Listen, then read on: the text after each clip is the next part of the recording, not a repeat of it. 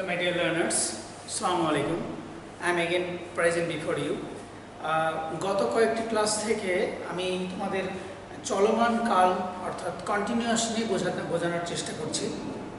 I am trying to make you understand about continuous tense, and I have already cleared present continuous and present perfect, past continuous. বর্তমানে চলমান এবং অতীতের চলমান এই দুটো বিষয়ে তোমাদের আমি ক্লিয়ার করেছি.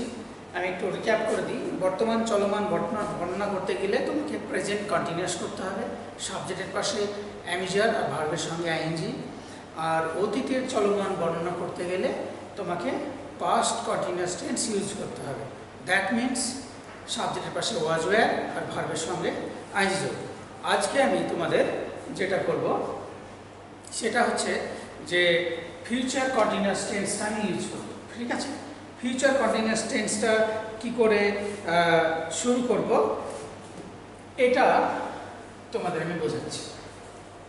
প্রথমত বুঝতে হবে যে ফিউচার কন্টিনিউয়াস টেন্স এই কথাটা বাংলা অর্থ কি? ভবিষ্যতের চলমান কাল. আমাদের জীবনে অনেক ঘটনাই রয়েছে যেগুলি ভবিষ্যতে চলমান অবস্থায় থাকে. There are so many incidents in our lives which will be continuing in future. And to describe that kind of incidents, that kind of matters, that kind of situations, we will have to use future continuous tense. আর সেই ধরনের বিষয়গুলি বর্ণনা করার জন্য আমাকে future continuous tense ব্যবহার করতে হবে. ফিউচার মানে ভবিষ্যৎ, কন্টিনিউয়াস মানে চলমান, আর টেন্স মানে কাল. তার মানে কি দাঁড়ালো? ভবিষ্যতের চলমান কাল. Now, I am giving you some example. Suppose some of your friends may ask you, what will you be doing in the afternoon or at night? তুমি রাত্রিবেলায় কি করতে থাকবে? প্রশ্নটা কি হলো? তুমি রাত্রিবেলায় কি করতে থাকবে? তাহলে তোমাকে উত্তরটা কি করতে হবে? যে আমি রাত্রিবেলায় অমুক বা কোনো একটা কাজে না, আমি রাত্রিবেলায় চিঠিটা লিখিতে থাকিব বা লিখতে থাকবো, বা আমি রাত্রিবেলায় বইটি পড়তে থাকিব. এ ধরনের অ্যান্সার তোমার হবে. ঠিক আছে? বা সে সন্ধ্যাবেলায় কি করতে থাকবে? সে সন্ধ্যাবেলায় টিভি দেখতে থাকবে. এই ধরনের বাক্য যখন the speaker asking you questions in future continuous tense, then you will have to translate your answer into future continuous tense. Then the audience who is before you, they can easily understand you. Okay my dear learners, hope you understand. তাহলে তোমাকে সঠিকভাবে অন্যের কাছে প্রকাশ করতে হলে সেই বক্তার tense অনুযায়ী তোমাকে নিজেকে ব্যক্ত করতে গেলে তোমাকে কি করতে হবে? তার টেন্স অনুযায়ী তোমাকে উত্তরটা দিতে হবে. বক্তা যখন ফিউচার কন্টিনিউয়াসে তোমাকে প্রশ্ন করছে, your answer will also be in future continuous tense. Then the matter will be very easier, both of you, the speaker and the listeners. There will be no problem in understanding and comprehending each other. Hope you understand. So my dear learners, today I will explain to you future continuous tense. এর দুটো বিষয় মনে রাখবো. ভবিষ্যতের চলমান কালের এর বাংলা রূপ কি দেখে বুঝবো যে টেন্সটা ফিউচার কন্টিনিউয়াস হবে? বাংলার প্রধান ক্রিয়ার রূপটা কেমন হয়? আমি যখন এই বাক্যটিকে ভবিষ্যতে চলমান বলবো তখন বাংলা রূপটা কেমন হবে, এর ক্রিয়া রূপটা কেমন হবে? দেখো, প্রধান ক্রিয়া শেষে যে কথাগুলি থাকে সেটা হচ্ছে ইতে থাকিব, ওকে, অথবা ইতে থাকিবে, অথবা ইতে থাকিবা, ইতে থাকিব, ইতে থাকিবে বা ইতে থাকিবা. ওকে, বাতে থাকবো, খেতে থাকবো, ইত্যাদি ইত্যাদি.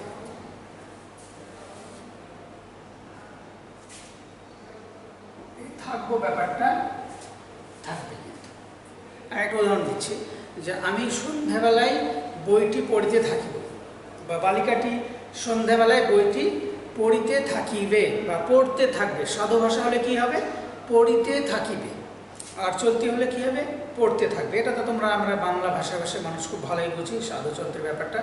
যদিও সাধু ভাষাটা খুব আজকে স্ক্যার্সলি ইউজ হয়, খুব কম ইউজ হয়, মোস্টলি ইউজ চলতি। ওকে, সে চলতি ভাষায় আমি বাক্যগুলোরও বলার দুটোই বলে দিচ্ছি তোমাদের, so that you can easily understand me. তাহলে আমি বাংলাটা কি দেখে বুঝবো? ইতে থাকিব, ইতে থাকিবে, ইতে থাকিবা। এর গঠনটা কি হয় মাই ডিয়ার লার্নার্স? প্রথমত আমাকে করতে হবে কি, সাবজেক্ট। প্রথমত আমার সাবজেক্ট ইউজ হবে। সাবজেক্টের নাম্বার ও পার্সন অনুযায়ী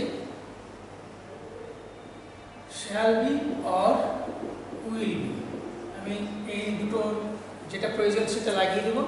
তারপর মেইন ভার্বের সঙ্গে আমাকে আইএনজি যোগ করতে হবে। মেইন ভার্ব প্লাস আইএনজি, তারপরে object or others or complement. Okay my dear learners, hope you understanding. তাহলে আমরা কি বুঝলাম? এই ভবিষ্যতের চলমান কাজ বর্ণনা করতে গেলে আমাকে যে বিষয়টা খেয়াল করতে হবে সেটা হচ্ছে এর বাংলা রূপটা আমাকে খুব কেয়ারফুলি দেখতে হবে। ইতে থাকিব, ইতে থাকিবে, ইতে থাকিবা, থাকিব এরকম থাকবে। সাবজেক্টের পাশে শ্যাল বি উইল বি হবে এবং ভার্বের সঙ্গে আইএনজি আর শেষে অবজেক্ট অর আদার্স বসবে। এবার আমি উদাহরণ দেবো। যে বাক্যটা আমি একটু আগে বললাম সেটাই বলছি, যে আমি বালিকাটি সন্ধ্যায় বইটি পড়তে থাকি।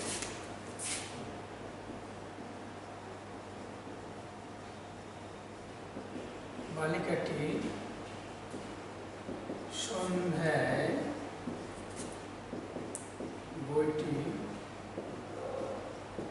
পড়িতে থাকে, অথবা চলতে হলে কি হবে, পড়তে থাকবে।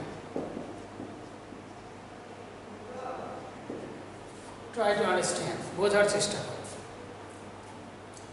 এই যে চলমান কাজ, ভবিষ্যতের চলমান কাজ। So the translation will be like this: the girl will be, subject third person singular, এখানে will be হলো, shall be এর আমরা নিয়মটা এখানে ফলো করব। First person singular plural shall be, বাকি সব will be। আমি এগুলোকে আগে প্রিভিয়াস ক্লাসে ভেরি ক্লিয়ারলি তোমাদের একটা এক্সপ্লেইন করেছি আমি। The girl will be reading the book,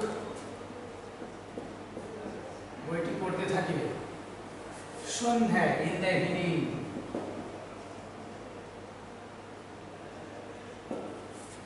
Okay my dear learners, so you can easily understand that to describe the incidents of past continuous or future continuous, কি ধরনের বাক্যটা হবে, ভবিষ্যতে চলছে এরকম বোঝালে আমি ফিউচার কন্টিনিউয়াস টেন্স ইউজ করব। আর ফিউচার কন্টিনিউয়াস টেন্স আমাদের প্রায় ব্যবহার করতে হয়। আর গঠনটাতেই হবে সাবজেক্টের পাশে তুমি শ্যাল বি উইল বি লাগাবে আর ভার্বের সঙ্গে আইএনজি যোগ হবে। Next translation, another translations. আমি, ঠিক আছে, আমি ছবিটি আঁকিতে থাকি। আমি ছবিটি আঁকিতে থাকি বা আঁকতে থাকবো, আঁকতে থাকবো। So what will be the translations? I shall be, okay, draw থেকে কি হলো, drawing, I shall be drawing the picture,